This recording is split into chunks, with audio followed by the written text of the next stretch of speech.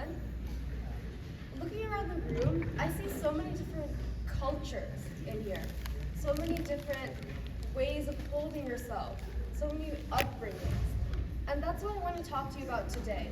Your cultural identity, how you can lose touch with it in such a diverse country, and how you can reconnect with it, find yourself again. As someone who's experienced this firsthand, I want to talk about how we're all so different but so similar at the same time. And today I'm going to share with you my story and my insights.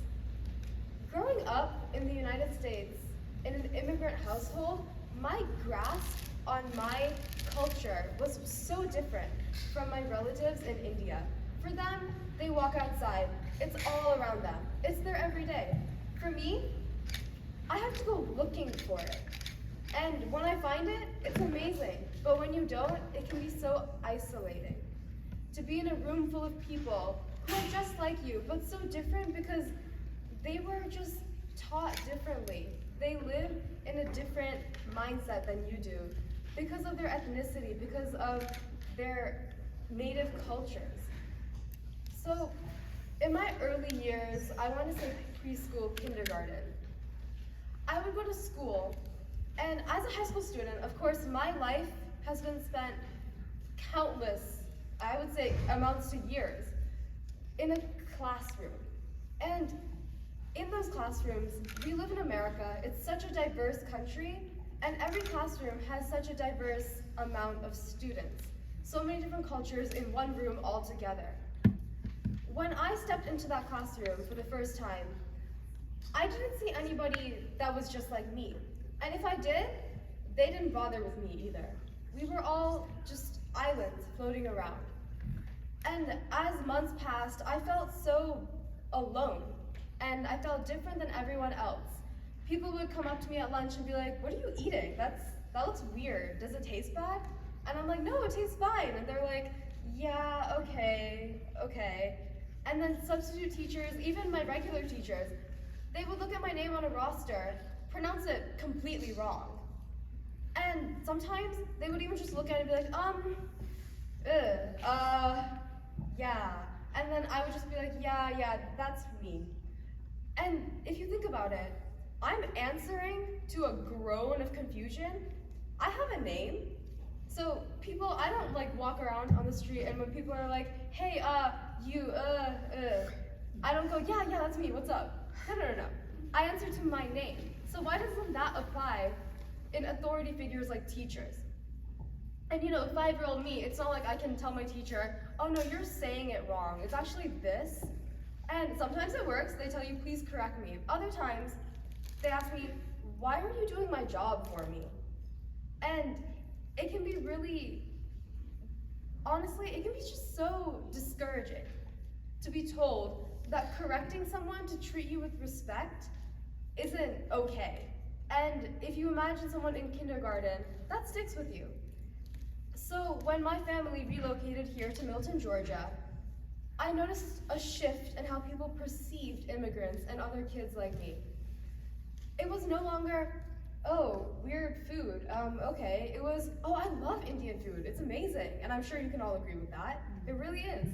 And other people, my substitute teachers now would say, "Oh, your name is so pretty. I don't know how to pronounce it, but could you please tell me? I'll work on it." Because they cared. And as society progressed, so did I. If people can change, then I should be able to change too. Other people were starting to embrace different cultures. And I started to embrace my own culture again. I stopped feeling like I was doing something wrong just for being my own self.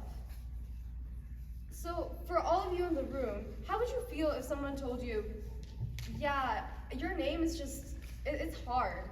Have you ever considered changing it, shortening it, just making it simpler?" Simpler for who? You want me to change my name so it's easier for you? Your name is an integral part of who you are. And especially for people with names that come from different cultures in America, why can't they try? There's some people who simply refuse. They're like, "Yeah, no." Like, you should just make your name different. Like people who say their name differently in a Starbucks, just because it's easier for the barista. We all know they're gonna get it wrong anyway. Like, they can't even spell easy names. So why bother changing yourself for other people? And that's something that a lot of people face when it comes to embracing their cultural identity. One big thing is language. It's a huge challenge for first-generation immigrants and even second generation and beyond to be taught, or they just know their native language, but when they spend so much time in an American environment, there's so many different languages around you, but somehow it's never yours. Like, I've never really gone to school and spoken to my friends in Tamil, because I feel weird about it. And that's an issue for so many people as well. And I know that the feeling when you know this word in your native tongue, and you did know it at one point, but you just can't remember it, it makes you feel so weak that you just lost this connection with yourself. Your name, your language, it's all such major connections to your culture that when you lose sight of that, it feels like you're just lost in the sea of people who are just different than you. There's moments when other people know how to say something you don't, and you're like, where did I go wrong? Clearly, it's me, right? Because if my friends can say it, then I should be able to say it too. But it's not always like that. And it's important to remember that resilience is the key here. There's people who go through such prejudice, hate crimes, they all exist. And it can be so disheartening to look on the news and you see people dying. They're just living their everyday lives. And they're being hurt just for being themselves. And you see that and you're like, maybe it's not worth it. Maybe it's easier to just conform. But is it really? No one should ever feel disrespected. They shouldn't feel hated just for living their life the way they want to. The Constitution says we have the right to freedom, free religion, my apologies. And if we can have that, why can't we also have the right to freedom of your ethnicity? Culture and religion go hand in hand. And most of the time, cultures come from the religion that the country exists in. So when people say, yeah, you can be Hindu, but you can't do fireworks on your driveway for Diwali, because it sounds like gunshots. It's socially controversial, but it's also very contradictive. Because what if I said, but Diwali is a Hindu holiday? Yeah, but it's also like an Indian thing. Like, you can't really, it's not safe. Is it not safe, or is it just inconvenient for some people? So when I say resilience is the key, you have to remember through all of this, you need to have your own sense of purpose. You have to want it to get it. If you don't really want it, you're never gonna make it. You're just gonna say, yeah, it's fine, and let everyone walk all over you. But if you really, really want to be true to yourself and your culture, you'll step up and you'll say, no, actually, it's my culture, and I should be allowed to celebrate that the same way you can celebrate your culture. I'm not stopping you, so there's no reason for you to stop me.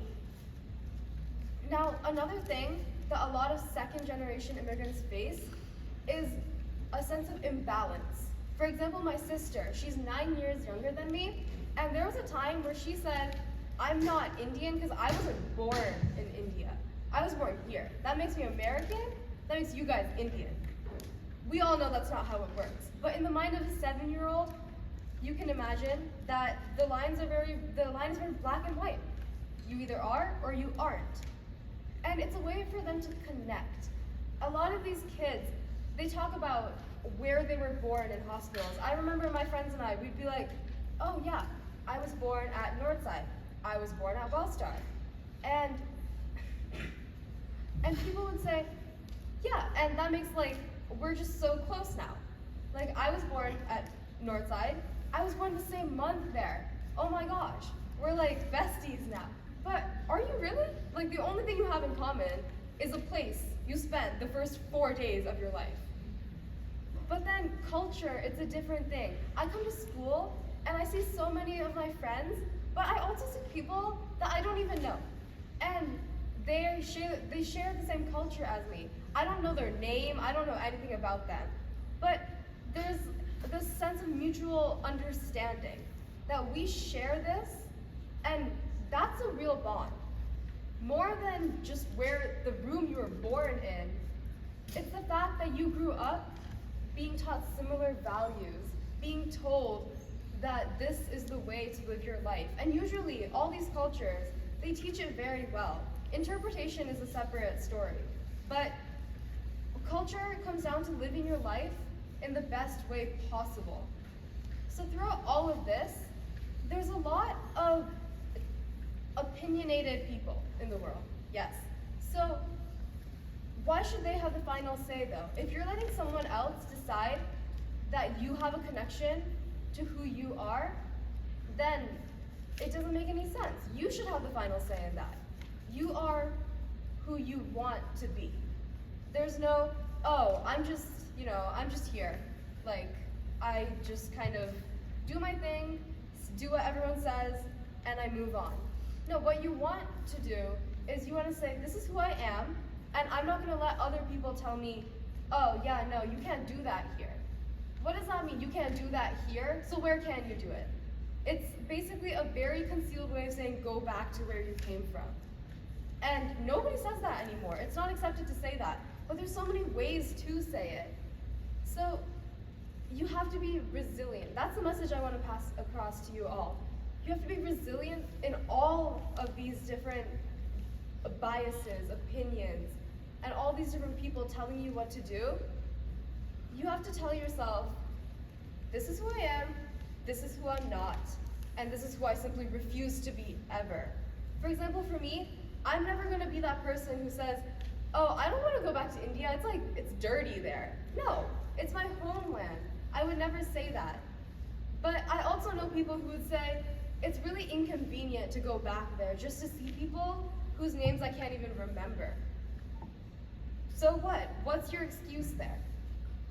So all that being said, I also want to take a moment to acknowledge those who do in fact suffer through all this prejudice.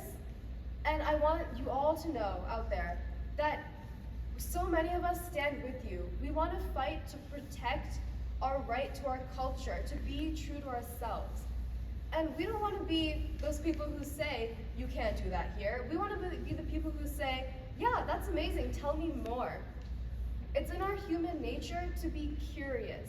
And there's no reason to shut that off just because we don't agree with something going on. Whether you agree with it or not, there's a phrase called agree to disagree. You can disagree, but you can move on from that and still learn from it.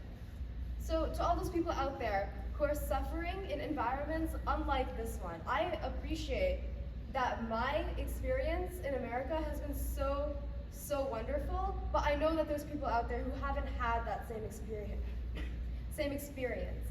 And those people, the only way we can make their lives better, the only way we can make the whole world better is by sticking together. So I want to leave you all with this. The only way to build a better world for the people that we respect and love is by blending all these cultures together and understanding that though we have our differences, in the end, we all must come together and build a better world for those who can't do it for themselves. It's not about the individual. It's about the greater good. Deciding that fighting this fight, it's so worth it. The ability to express yourself is probably one of the greatest gifts of all. And I think we should all strive to help other people achieve that, help ourselves achieve that, by telling ourselves who we are and who we're not. Never let other people tell you who you are and let you lose sight of your cultural identity. Thank you so much.